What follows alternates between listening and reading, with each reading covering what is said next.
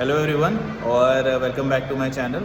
तो काफ़ी टाइम से यार सॉरी मैं बहुत सारे लोगों का कमेंट्स नहीं वो कर पाया हूँ बिकॉज समहाउ आप देख सकते हो कि आज मैं अपने डिपार्टमेंट में आया हूँ। तो ये लास्ट जो है एक बस मैं सोच रहा था अपने फर्स्ट सेमेस्टर वाले क्लास में बैठूँ और कुछ एक बेसिकली क्वेरी थी जो कहीं ना कहीं कमेंट सेक्शन में बार बार आ रही थी और वो थी हॉस्टल को लेकर कि हॉस्टल को लेकर क्या करना होता है, कैसे करना होता है, क्या बेसिकली रूल्स एंड रेगुलेशंस होते हैं और किस तरीके से जो है अलॉटमेंट होती है।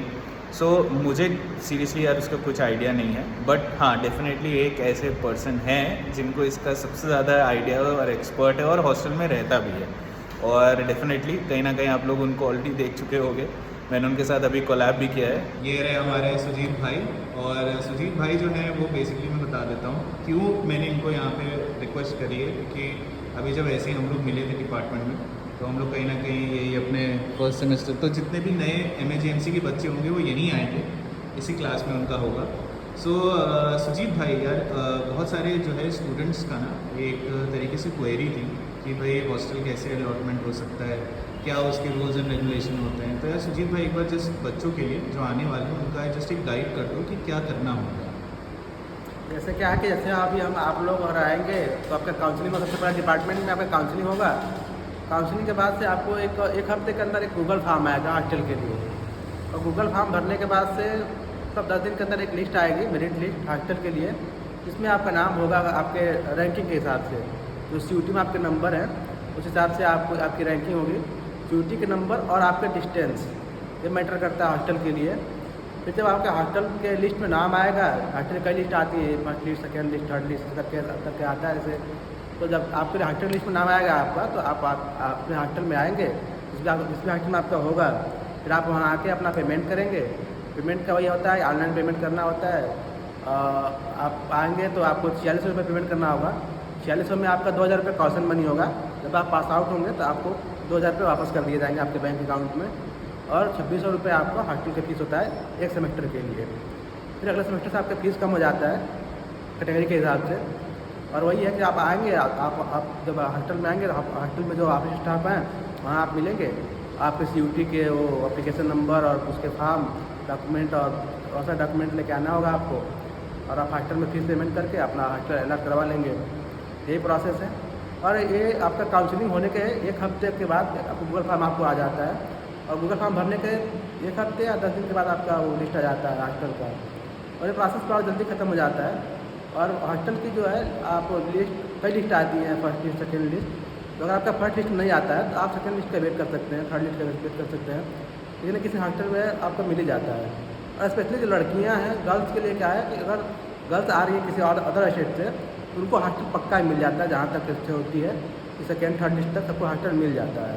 सो अभी यार सुजीत भाई ने जो है जो एक तरीके से जो समझाया है पूरा चीज़ हॉस्टल का, क्योंकि मेरे पास इस चीज़ की इन्फॉर्मेशन नहीं थी।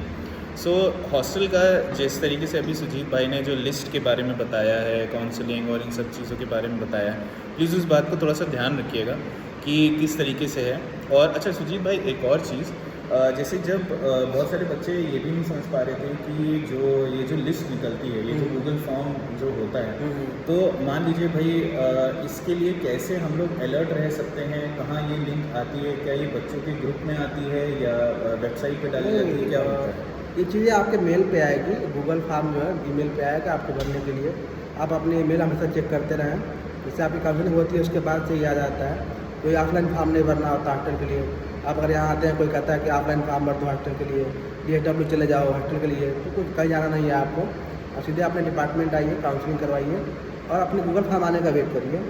DSW जाने की कोई ज़रूरत नहीं है। मैं भी आया था पहली बार तो DSW गया था, ऑफलाइन फॉर्म भरी थी, फिर उन्होंने कहा था वहाँ पर नहीं, इसमें कोई मतलब नहीं है, आपको गूगल फॉर्म आएगा, वहीं से आपको फॉर्म भरना होगा। तो आप अपना ईमेल चेक करते रहिए और यूनिवर्सिटी की वेबसाइट पे अपना ये चीज़ें चेक करते रहिए कि कब आता है मेरिट लिस्ट हॉस्टल के लिए। बस यही है। सो आप लोग आई होप समझ में आ रहा होगा कि देखिए कितना ज़्यादा अलर्ट रहने की ज़रूरत है। मतलब अगर आप किसी के ऊपर डिपेंड होंगे या किसी को होगा तो ऐसे नहीं होने वाला। आपको खुद से अपना मेल चेक करना होगा, खुद से उस पर देखना रहना होगा कि अच्छा ठीक है क्या टाइमिंग आ रहा है, क्या कोऑर्डिनेशन आ रहा है, किस तरह से हो रहा है, और उसके हिसाब से आपको तुरंत जब भी जैसे ही मिले आपको भाई गूगल फॉर्म, आप तुरंत उसको फिल कर दें ताकि कहीं आपका डिले ना हो कहीं आपको कुछ इशू ना हो, पहले से ही आपका रजिस्ट्रेशन हो जाएगा।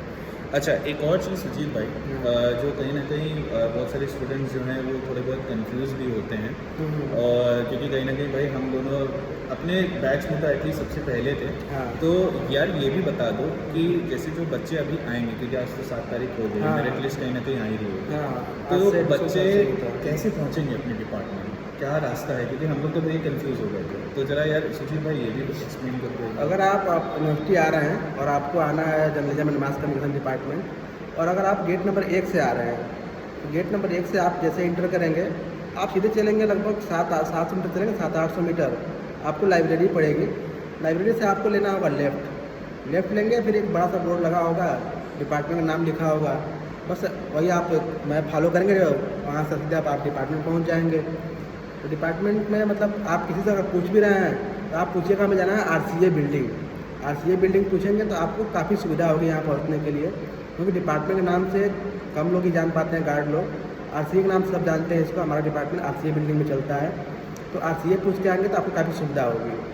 और एक चीज़ और मैं कहूँगा कि आप कोई भी फॉर्म भर रहे हैं, गूगल फॉर्म भर रहे हैं हॉस्टल के लिए, ठीक है, तो उस फॉर्म भरने में काफ़ी आप सावधानी बरतेंगे, कुछ गलती ना भर दें आप, अपनी कैटेगरी और बाकी सारे डॉक्यूमेंट अच्छे से अपलोड करिएगा और अच्छे से फॉर्म भरिएगा।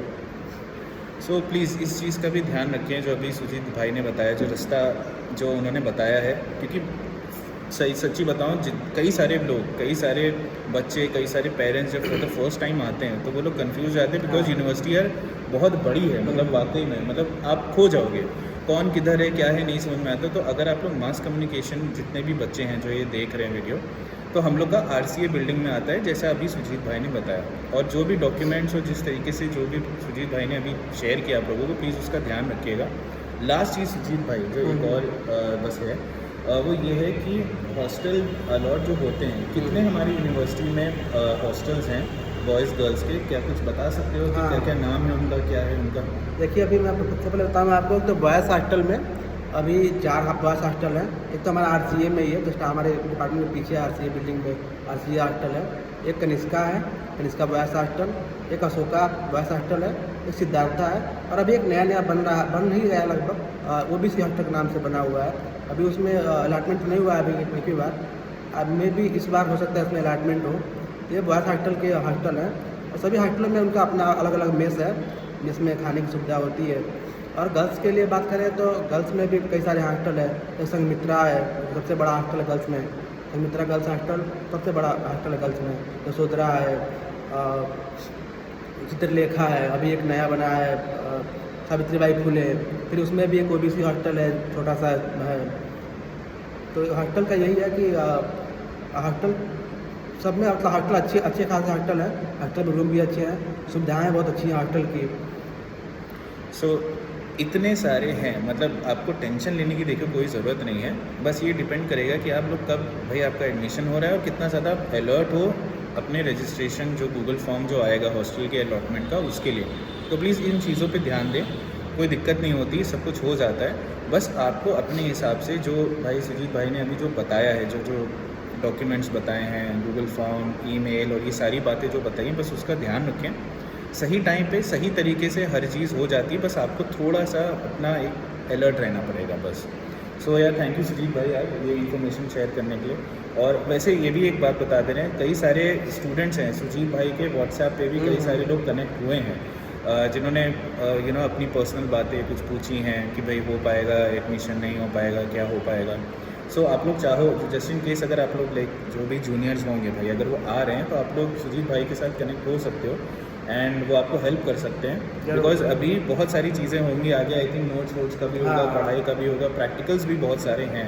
सो आप हर चीज़ का गाइडेंस सुजीत भाई से ले सकते हो। एंड या थैंक यू सो मच अभी तक हम लोग के साथ जुड़े रहने के लिए। कुछ भी होता है, क्वेश्चन कोई भी होता है, तो सुजीत भाई का मैं कोशिश करूँगा कि डिस्क्रिप्शन में इंस्टाग्राम की ID लगा दूँ, ठीक है, और वहाँ से आप सुजीत भाई से कनेक्ट हो सकते हो और अपना जो भी कुछ भी मतलब क्वेरी है हॉस्टल या किसी चीज़ को लेकर आप पूछ सकते हो। और हाँ, जो MAGMC वाले बच्चे हैं, जो मास कम्युनिकेशन जर्नलिज्म वाले आते हैं, वो भी सुजीत भाई के साथ कनेक्ट हो सकते हैं। जरूर। सो थैंक यू यार सुजीत भाई, और हम लोग मिलते हैं अगले वीडियो में, तब अपना ख्याल रखें।